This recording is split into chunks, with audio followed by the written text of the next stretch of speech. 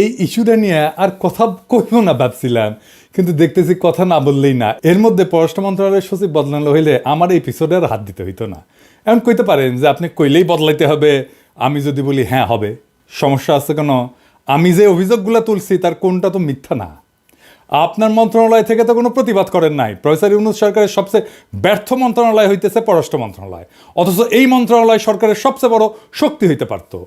তো আমরা কি ছাইরা দিব আপনাদেরকে বিপ্লবকে ব্যর্থ করার জন্যে? আপনার কি জমিদার আর আমরা প্রজা, নাকি আমরা আপনার চাকরিদাতা? চাকরিদাতার কথা শুনবেন না, নিজেদেরকে হারকিউলিস মনে করেন না। যদি মনে করেন হারকিউলিস খেলবেন, স্বাগতম।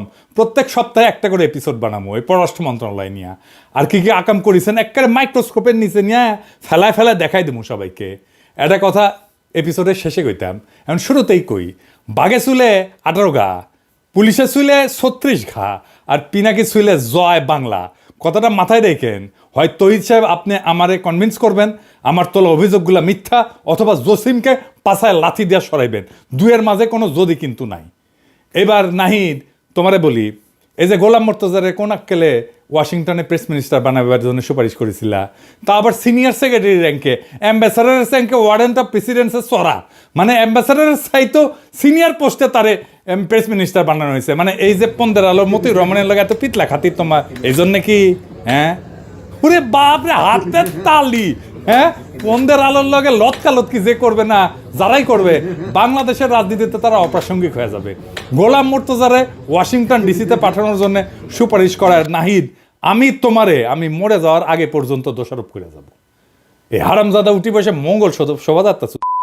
এই যে দেখেন, বাংলাদেশকে, ইসলামকে ডেমোনাইজ করার ইন্ডিয়ান কালচারাল হেজিমনির পক্ষে বয়াদ উৎপাদন করায় আমার রক্তে, আমার অশ্রু, আমার কান্না, আমার ত্যাগ, আমার লড়াইয়ের পথ মারায় আরামজাদা। এটা আমি ছাইরা দেবো? এটা আমি হবার দেবো?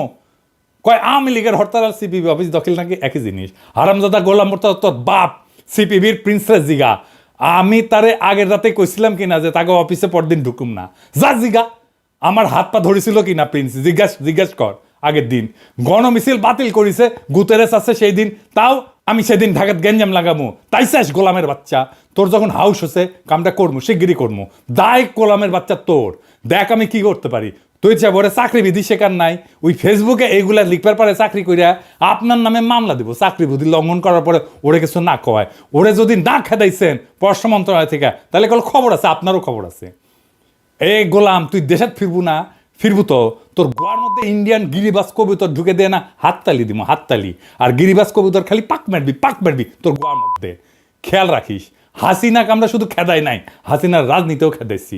হাসিনা উত্তরে ইন্ডিয়ান সেকুলার অনুপ্রবেশ রাখবার পারবো না, কয়ে দিলাম।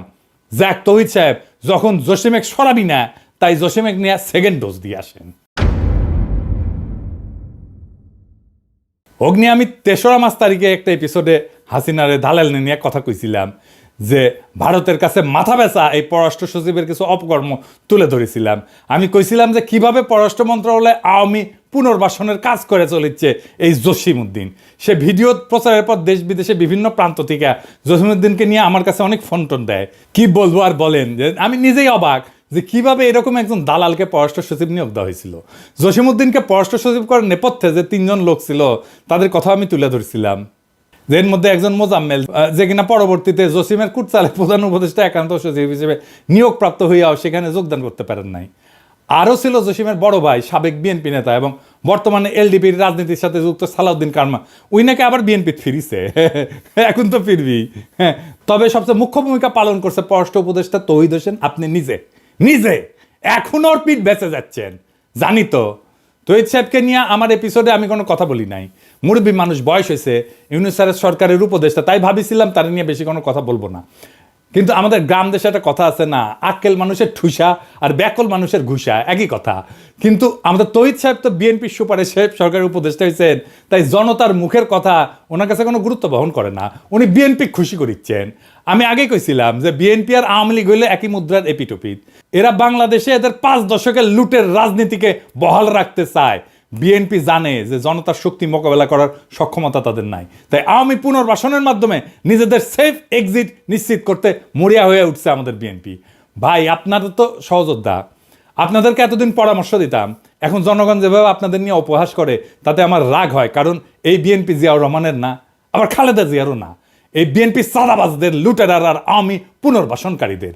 এত কথা বললাম কারণ এই জসিমকে তার পদে রাখার জন্য এখন মরিয়া হয়ে উঠছেন আমাদের তৌহিদ সাহেব, যারা বিএনপি রিকমেন্ড করছিল পররাষ্ট্র উপদেষ্টা হিসাবে। একজন ভারতের দালালকে রক্ষা করার জন্য আমাদের পররাষ্ট্র উপদেষ্টা এত চেষ্টা কেন? কি তার উদ্দেশ্য? এতে বিএনপি আর আওয়ামী লীগের কি লাভ? আর কোন কোন আওয়ামী দালালকে লালন পালন করতেছেন আমাদের এই তৌহিদি জসিম সাহেব, তা দেখলেই সব বুঝতে পারবেন।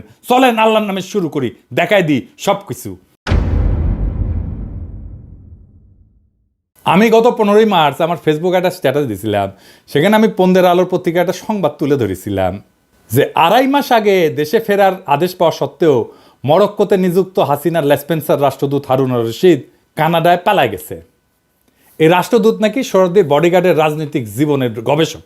হ্যাঁ, বাংলাদেশের 2 জিনিসের বাম্পার ফলন হয়েছে, এক জাউরার আর এক গবেষকের। দেখি সবাই গবেষক।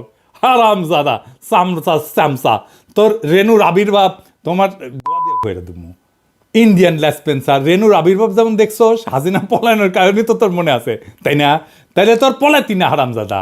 যাক, সৈরাচার পলাইছে সেটা নতুন কিছু না, কিন্তু একটা রাষ্ট্রদূত পলানোর এই নিউজ জনগণ কেন জানলো না জসিম সাহেব? হারুনকে কি আপনার পুটকির মধ্যে ঢুকে রাখছিলেন কেন? আপনি বা আপনার পররাষ্ট্র মন্ত্রণালয় এই সংবাদ নিয়ে এমন লুকাচুরি করলো? এর কারণ হইল জসিম হাসিনার এই দালালকে কানাডায় পালানো এবং রাজনৈতিক শরণার্থী হিসেবে আবেদন করার সময় দিছে 2.5 মাস এই হারামজাদা জসিম। এখন যখন হারুন তার ফেসবুকে ইউনুস স্যারকে অবৈধ বলে দাবি করছে, তখন তড়িঘড়ি করে তার পাসপোর্ট বাতিল করার আদেশ জারি করছে। এখানেও সূক্ষ্ম চালাকি। হারুনের শরণার্থী কেসটা পোক্ত করা দরকার। সে তখন এসে একটা প্রজ্ঞাপন জারি করে তার পাসপোর্ট বাতিল করে এটা পোক্ত করে দিল এই জসিম। এখন হারুন আদালতে যায় বলবে যে আমার কোনো পাসপোর্ট নাই, আমার যাওয়ার কোনো জায়গা নাই, তাই আমার শরণার্থী হিসেবে কানাডায় থাকতে দেওয়া হোক। কেস ফাইনাল করে দিল জসিম। বাহ, কি চমৎকার! এইসব তো অনেক পুরানো টেকনিক জসিম সাহেব। আপনি নাকি 30 বছরের বেশি চাকরি করেছেন, তো আপনি এতদিন চাকরি করে বালটা শিখেছেন। আপনি তো গ্রীসের রাষ্ট্রদূত ছিলেন, সেখানে এরকম শরণার্থী কেস হাজার হাজার। আপনি যদি এই টেকনিক সম্পর্কে না জানিয়ে থাকেন, তাহলে আপনি একটা বোকা এবং বেকুব পররাষ্ট্র সচিব। আর যদি তা না হন, তাহলে আপনি 2025 সালের সেরা রাষ্ট্রদ্রোহী, যিনি পতিত স্বৈরাচারের এজেন্টকে পালানোয় সহায়তা করছেন এবং তার রাজনৈতিক আশ্রয় পাওয়ায় সহায়তা করছেন। এমন না যে কানাডার কেস আপনার জন্য নতুন ছিল। আপনার আগের পররাষ্ট্র সচিব মাসুদ বিন মোমেন, ওই যে মিথিলা ফারজানা আছে না, আর অপর্ণা রানী পালকে কূটনৈতিক পাসপোর্ট বদলায় কানাডা পালানোর সুযোগ করে দিছিল না? এটা দেখে কি আপনি কিছু শিখতে পারেন নাই, নাকি আপনি ওইটা দেখে শিখেছেন? হ্যাঁ, আপনার মাথায় নতুন বুদ্ধি আসিছে যে হাসিনার দালালদের পালানোর সুযোগ করে দেওয়ার। আপনার যে জাউরা কইছিলাম না, কম কইছিলাম। আপনি আসলে একটা বিশ্ব জাউরা। জাউরামিতে আপনি বিশ্ব তালিকায় স্থান পাবেন, আলহামদুলিল্লাহ। বাংলাদেশের একজন জাউরা অ্যাটলিস্ট পৃথিবীর সেরা হয়েছে। কিন্তু সমস্যা হলো আপনি জাউরা, কিন্তু মাথায় কোনো বুদ্ধি নাই। আপনি যখন এই কাজের কাজ করেন, তখন আপনার প্রধান সহযোগী নাজমুল হক ছিল মহাপরিচালক প্রশাসন। নাজমুল নিয়ে গত পর্বে অনেক করছি। পাক্কা আওয়ামী পরিবার থেকে উঠে আসা কর্মকর্তা নাজমুল, যাকে মাসুদ বিন মোমেন গোপনে মহাপরিচালক প্রশাসন বানায় যায় আওয়ামী লীগপন্থী অফিসারদের সেফ প্যাসেজ দিতে।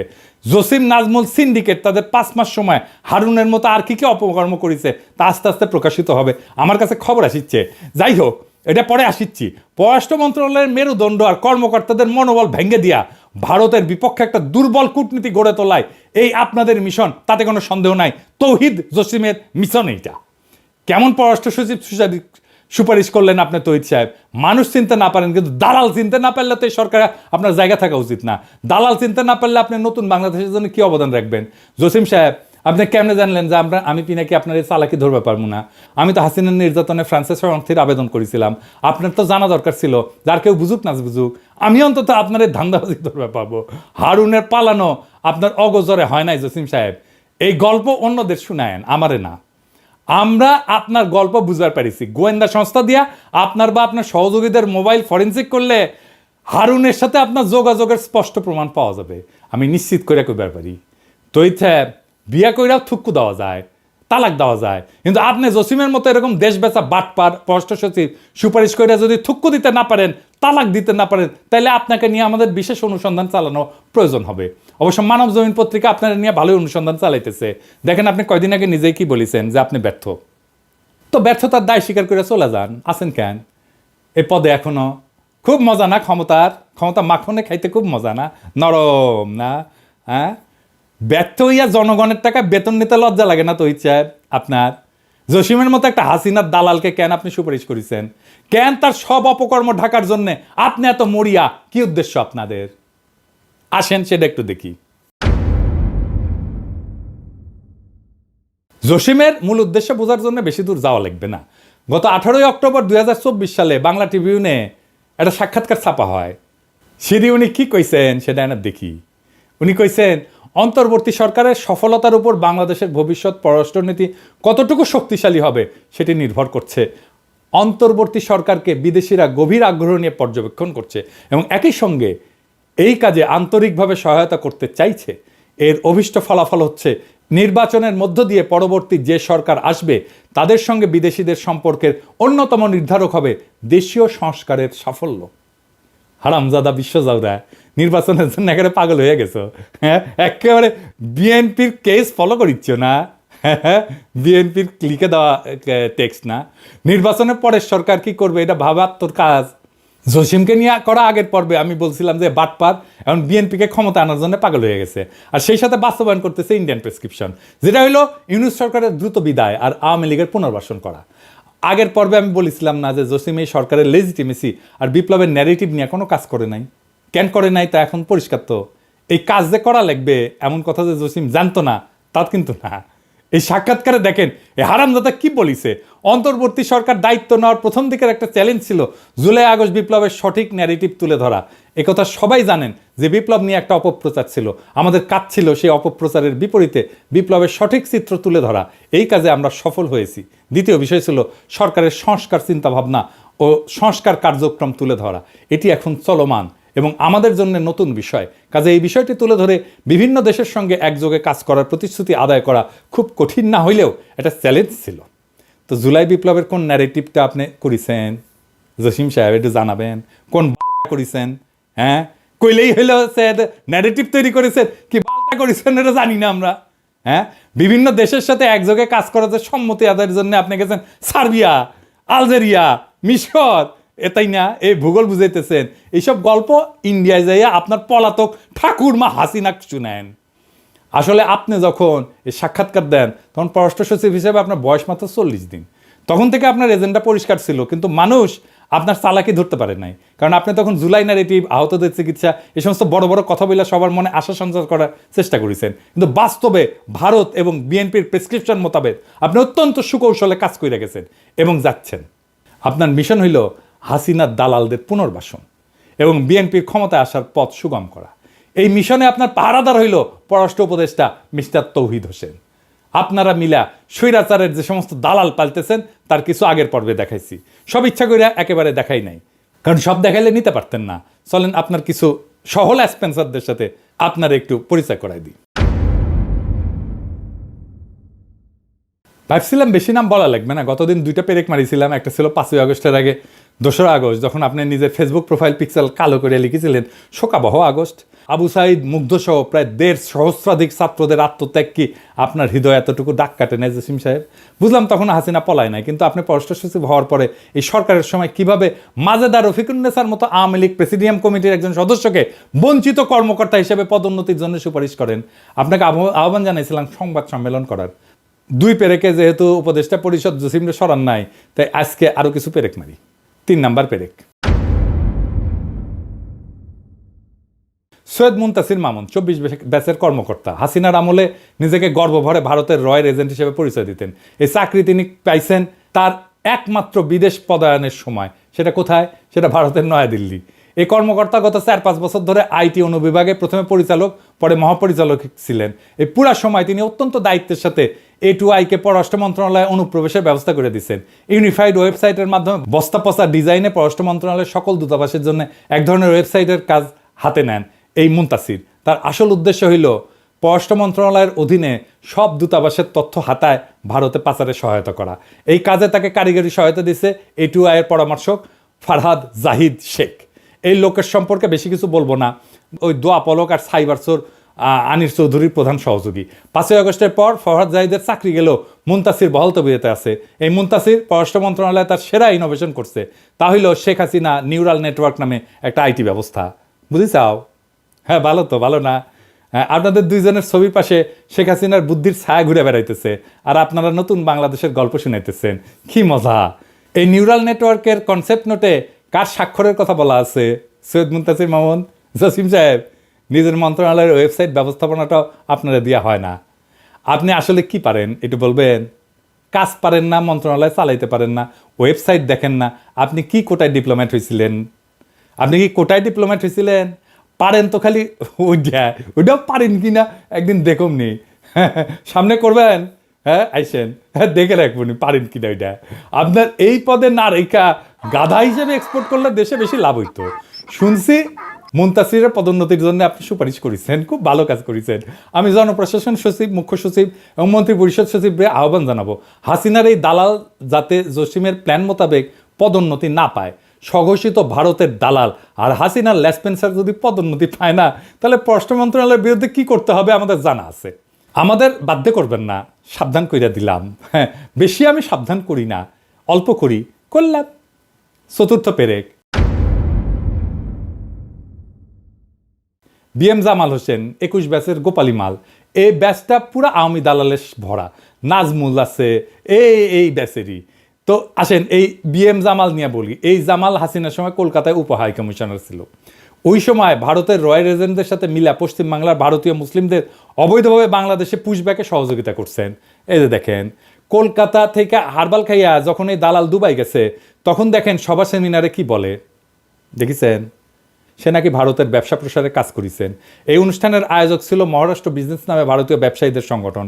হারামজাদা গোপালী দালাল দেশের বেতন নিয়ে ভারতের অনুষ্ঠানে যায় ভারত প্রেম, হ্যাঁ মাদার, তোদের মতো দালালদের থাপ্পায় থাপ্পায় পাবলিকে পররাষ্ট্র মন্ত্রণালয় থেকে কেন বাইর করে দেয় নাই? আমি এটা বুঝি না। কি জসিম, খুব ভালো লাগে নাকি রে জামাল রে? নাকি জামাল গোটা খাইছ? হ্যাঁ খাইছ? এই জামাল জুলাই বিপ্লবের সময় দুবাই পুলিশে অভিযোগ কইরা 57 জন প্রবাসীকে পুলিশ দিয়ে গ্রেপ্তার করায়। জামালের বিরুদ্ধে প্রবাসীরা অভিযোগ জানায় আমাদের প্রবাসী কল্যাণ উপদেষ্টা আসিফ নজরুলের কাছে। সেই অভিযোগে উল্লেখ করে পররাষ্ট্র মন্ত্রণালয়কে একটা চিঠি পাঠায় প্রবাসী কল্যাণ মন্ত্রণালয়। এই যে এটা কিন্তু তৌহিদ জসিম গং মিলা সেই চিঠির কোনো ব্যবস্থা না নিয়ে জামালকে মহাপরিচালক পদে বসাইছে, দায়িত্ব দিছে আফ্রিকা অনুবিভাগের। বাহ জসিম বাহ, বিপ্লবের বিপক্ষে তোমার স্পষ্ট অবস্থান প্রমাণে আর কি লাগবে? প্রবাসী ভাইয়েরা দেখেন পররাষ্ট্র মন্ত্রণালয় আপনাদের কি উপহার দিতেছে, দেখেছেন? আপনার পয়সায় আপনারে বাম্বুজে দেয়, তারে নিয়ে আসে পদায়ন করে এই তৌহিদ সাহেব। আমরা বিভিন্ন সময় আসিফ নজরুল মাহফুজদের ভুল বুঝি, বিপ্লবের সাথীদের ন্যায় বিচার নিশ্চিত করতে না পারার জন্য অভিযোগ জানায়। কিন্তু এই জসিমের মতো ঘাপটি মেরে বসে থাকা দালালদের কারণে পুরা সরকারের বদনাম হয়। এই জামাল নিয়ে তুমি যে কামাল করিছো জসিম, সেই অপরাধে তোমার জামাল গোটা 2 বেলা প্রেসক্রিপশন দিয়ে দিলাম। জনতা আসবে তোমার ওষুধ নিয়ে, গেটে পুলিশ বাড়াইতে বল, আর লক্ষণ সেনের মতো পালানোর জন্য পিছনের গেট খোলা রাখ, দেখ পিছে গেট খোলা আছে কিনা। পঞ্চম পেরেক, সারোয়ার আলম 31 ব্যাচের কোটার মাল। বাড়ি কুড়িগ্রাম, আমার বাড়ির পাশে। পরিচয় সাবেক ছাত্রলীগ। এখানেই শেষ না, এই লীগের প্রোডাক্ট পররাষ্ট্র মন্ত্রণালয় থেকে স্টেশনে হাসিনার সহকারী প্রেস সচিব হয়েছিল। সাধারণত প্রেস উইংয়ে পেশাদার সাংবাদিক আর বিসিএসের তথ্য কেন্দ্রের কর্মকর্তা পদায়ন করা হইল। সারোয়ার হইল আওয়ামী বিশেষ কোটায় পদায়িত কর্মকর্তা। শোনা যায় এলাকায় নাকি 2029 সালে নির্বাচন করার প্রস্তুতি নিচ্ছিল। আমি খোঁজ নিছি, কথা সত্য। কিন্তু হাসিনা যখন পলাইছে তখন তো সরার পলাইতে পারে নাই। সে পররাষ্ট্র মন্ত্রণালয়ে যোগদান করতে আসলে তাকে তো বরখাস্ত করে পুলিশে দেওয়ার কথা ছিল। কিন্তু আমাদের হারকিউলিস জসিম সাহেব এই সারোয়ারকে পরিচালক পদে পদোন্নতি দিয়া পররাষ্ট্র মন্ত্রণালয়ে সসম্মানে যোগদান করায়। কি আর বলবো, এভাবেই চলিতেছে আমাদের পররাষ্ট্র মন্ত্রণালয়।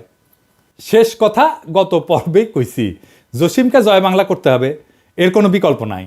আমি ইউনিস স্যার আর পুরো উপদেষ্টা পরিষদকে আহ্বান জানাইতেছি, জসিমকে পররাষ্ট্র সচিব পদ থেকে অপসারণ করে ডিবি অথবা ডিজিএফআই হস্তান্তর করেন, ওর মোটিভ অনুসন্ধান করেন, ওর মোবাইল ফরেন্সিক করেন, ব্যাংক হিসাব নেন, পুরা পরিবারের দুদককে বলেন সবকিছু দেখতে, আওয়ামী লীগের দালালদের পুনর্বাসন কইরা আর হাসিনার লেসপেন্সারদের বিদেশে পলায়ন, পদোন্নতি থেকে শুরু কইরা যেসব কাজ এই জসিম করিছে, তাতে এই জনগণের ট্যাক্সের টাকায় ভাত খাওয়ার আর কোন সুযোগ তার জন্য নাই। এই ভারতের দালাল, এই ভারতের প্রেসক্রিপশনে চলে, প্রত্যেক দিন সে ইন্ডিয়ার সাথে কথা বলে। আপনি খোঁজ নিয়ে দেখেন। স্যার জসিম জান আপনার সাথে চীন সফরে না যায়। চীন সফরে পররাষ্ট্র মন্ত্রণালয়ে যত কর্মকর্তা যাবে প্রত্যেকের বিষয়ে অনুসন্ধান চালাবেন। জসিমের কোনো বিশ্বাস নাই, সে হাসিনার চীন সফরের কথা জানে, সব কথা জানে। চীন সফর থেকে ফিরে আসা এই কথা যে ভারতের কাছে পাচার হবে তার কর্মকাণ্ড থেকে নিশ্চিত হওয়া যায়, ওই সব কিছু কয়ে দিবে যে কি করেছেন আপনি। আর এত কিছুর পরে যদি আপনারা জসিমকে সরাইতে না পারেন, তাহলে আমার অনুরোধ, যে সমস্ত আওয়ামী লীগের কর্মকর্তাদের আপনারা চাকরি থেকে বরখাস্ত করেছেন, বাধ্যতামূলক অবসর দিয়েছেন, তাদের চাকরি ফিরিয়ে দেন। জসিম নাজমুল গঙের মতো আওয়ামী দালালদের শপথে রেখা অন্য ক্যাডারের আওয়ামী দালালদের চাকরি থেকে অপারেশন করলে তাদের প্রতি বৈষম্য করা হবে। তা আমরা তো এত বৈষম্যের বিরুদ্ধে এত রক্ত দিলাম, এত প্রাণ দিলাম। যদি জসিম বাংলাদেশে পররাষ্ট্র সচিব থাকে, তাহলে সব আওয়ামী লেসপেন্সারদের দেশে নিয়ে আসেন, জনতা তখন তার বকে আদায় করে নেবে। জসিমের মতো ভারত, হাসিনা, শেখ পরিবার আর আওয়ামী লীগের কোনো দালাল যদি তার দালালি চালায় যায়, তাহলে এই নতুন বাংলাদেশে তার আর কোনো জায়গা নাই। পররাষ্ট্র সচিব যদি জসিম থাকে, তাহলে এর থেকে এই সরকারের আর লজ্জার কিছু থাকতে পারে না। জনতার টাকায় জসিমের আর বেতন হবে না, জনতার সাথে আর কোনো প্রতারণা না। আর ছাত্র জনতার সাথে প্রতারণা করে জসিম যদি পররাষ্ট্র সচিব থাকে, তাহলে বিপ্লবের পক্ষে পররাষ্ট্র উপদেষ্টার কি অবস্থান তা জনগণ বুঝে নেবে। আমার চাওয়া সামান্য, জসিম রে খেদাইবেন তো ইচ্ছা। এই ডোজে যদি কাম না হয়, পররাষ্ট্র মন্ত্রণালয় আমি ঘেরাও করাবো, একজন একজন করে ধইরা এইভাবে জয় বাংলা করতে থাকবো। পররাষ্ট্র মন্ত্রণালয়ে বাংলাদেশে ভিলেন বানায় দেবো। প্রেস সচিব শফিক, ওরে দেখে শেখেন। গ্রামে গিয়েছিলাম, আমাকে একজন, ভাই আপনাকে কিন্তু এই গণশত্রু বলেছেন। গ্রামের একটা লোক, ফার্মার, খুব শিক্ষিত না, উনি জেনে গেছেন যে আমি একজন গণশত্রু। ওরে কি করেছিলাম, মাটি ধুতে দিছিলাম একেবারে, ওরে মাপ করেছি, ওরে কোনটি টেনে নামাইছিলাম দেখেছিলেন তো, ওরে মাপ দিছি তো সাহেব, আপনি মাপ পাবেন না। আসেন, খেলা হবে জনগণ বনাম কায়নি আমলা ভারতের দালালেরা, দেখি কার দম বেশি। ইনকিলাব জিন্দাবাদ।